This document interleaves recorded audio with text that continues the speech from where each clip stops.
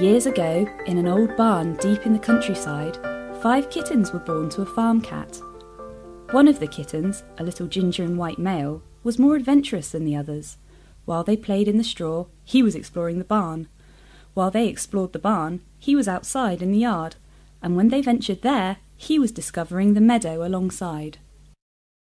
The mother cat warned her kittens to be wary of people, of large black crows, of dogs, farm machinery, and especially of the farm pond just around the corner. A few weeks went by, and summer came, warm and bright. One day, the ginger kitten grew tired of chasing butterflies, and he was curious to see more of the amazing world about him. He explored further and further into the fields and glades, then realised that he was lost, unable to find the way home.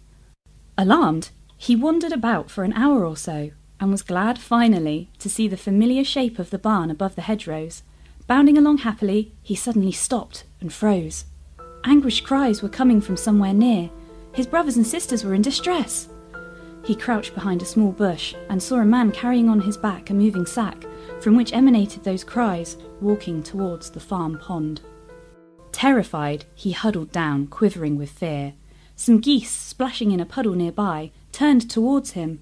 "Fly, fly, at once, if you value your life! Go, go! Go from here quickly, never return!"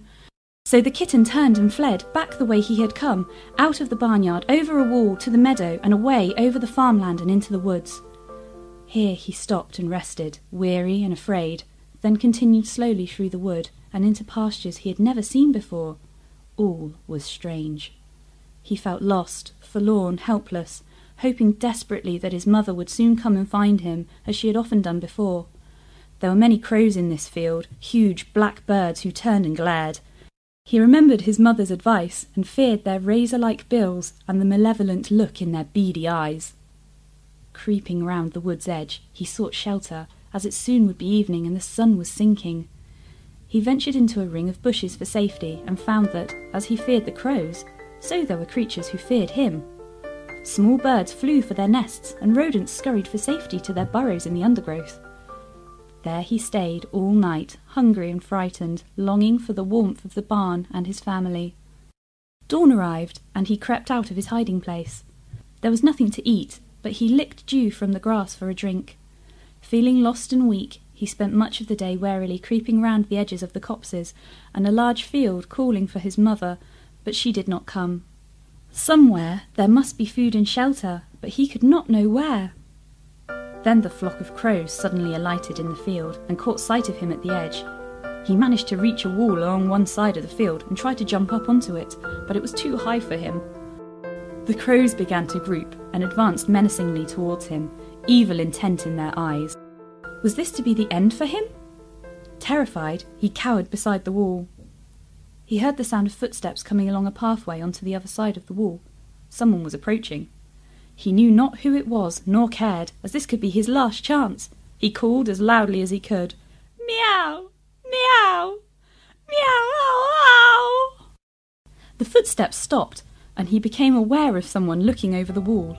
He found himself being picked up in the strong, sun-bronzed hand of a young man. A deep voice said, "Hello, little fellow. What are you doing here all alone? Are you lost, stolen, abandoned?" The kitten sensed that this was a friendly human, and he was determined not to be left to his fate. He dug his tiny claws into the young man's clothing and meowed as loudly and urgently as he could. The young man, whose name was John, sensed the desperation of this tiny animal, so took him to nearby cottages to see if he belonged there. But nobody knew of him, so John said, "I suppose I shall have to take you home with me, at least till someone claims you." John took the kitten home to his tiny cottage on the outskirts of a village where he lived alone. He worked as a gardener at a house a couple of miles away, and his own large garden was well stocked and maintained. John cared for the kitten, naming him Julius, as he was found in the month of July. Rapidly, Julius grew into a strong, healthy cat, and he and John were the best of friends.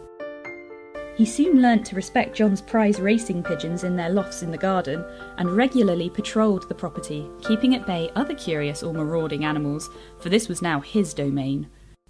His urge to roam had saved his life and found him a good home. He was now a loved and happy cat, as every cat should be. Many of John's friends and visitors remarked on what a lively and handsome animal he was, a credit to his feline species.